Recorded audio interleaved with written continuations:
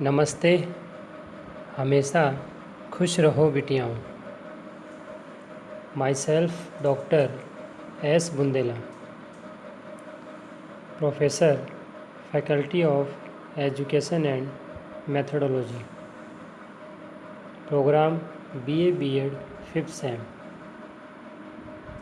Course comparative administrative systems, Jyoti Vidyapeeth women's university Jaipur से।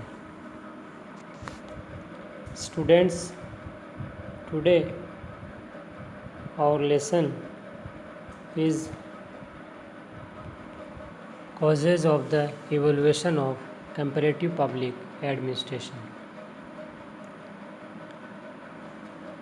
Let's see one by one causes.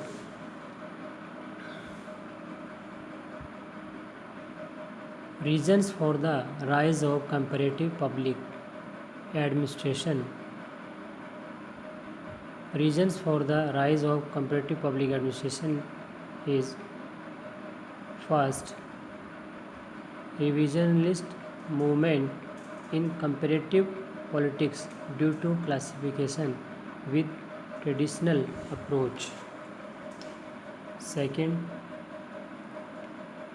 with traditional public administration. Third, to develop intellectually directed catalysts that it is universally relevant conceptual models. And fourth, disclose to the US scholars and administrators the new features of the administrative systems of developing countries during the Second World War.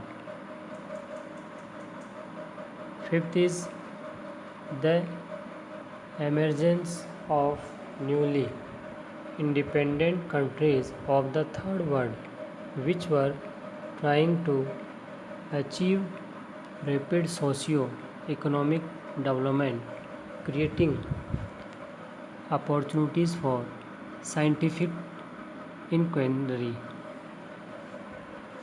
Next, developing practical knowledge for policy guided catalysts, policy formulation and policy implementation, and making it effective. Next, scientific, technical and conceptual development affecting administrative structures. And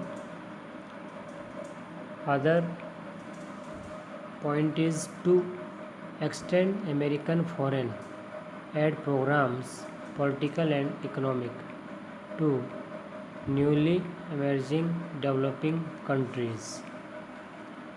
And next, rise of behavioral approach under public administration in response to classic structural approach. This session prepared digital version 2.0 Jyoti Vidyapeeth Women's University Jaipur. If you have any query, please mention comment box.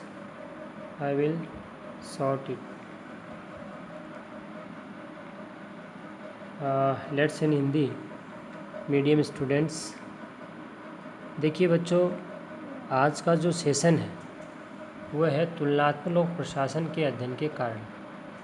तुलनात्मक लोक प्रशासन जो है वो कैसे विकसित हुआ, उसके लिए क्या क्या कारण है, उस पर हम बात करेंगे। तुलनात्मक लोक प्रशासन के उदय के जो कारण हैं उसको हम वन बाय वन एक एक पॉइंटों के व्याप पर समझेंगे, जिसमें सबसे पहला है पारंपरिक उपागमों के साथ असंतोष के कारण तुलनात्मक राजनीति में संतोषवादी आंदोलन होना। दूसरा, पारंपरिक लोक प्रशासन के साथ होना। तीसरा, बौद्धिक रूप से निर्देशित उत्प्रेरक अर्थात सार्वभौमिक रूप से प्रासंगिक वैचारिक मॉडलों को विकसित करना। चौथा, दूसरे विश्व युद्ध के समय विकासशील देशों की प्रशासनिक व्यवस्थाओं की नई विशेषताओं का अमेरिकी विद्वानों और प्रशासकों के सामने खुलासा होना। अगला है तीसरी दुनिया के नव स्वाधीन देशों का उदय, जो वैज्ञानिक जांच के लिए अवसर पैदा करते हुए तीव्र सामाजिक आर्थिक विकास को प्राप्त करने का प्रयास कर रहे थे तब। नेक्स्ट, नीति निर्देशित प्रेरक, अर्थात नीति निर्धारण और नीति को लागू करने और उसे प्रभावी बनाने के लिए व्यवहारिक ज्ञान को विकसित करना। नेक्स्ट, प्रशासनिक संरचनाओं को प्रभावित करने वाले वैज्ञानिक, तकनीकी और वैचारिक विकास। इसके अलावा नेक्स्ट है अमेरिकी विदेशी सहायता कार्यक्रमों, जिसमें राजनीतिक और आर्थिक को नए उभरते हुए विकासशील देशों तक पहुंचाया जाना।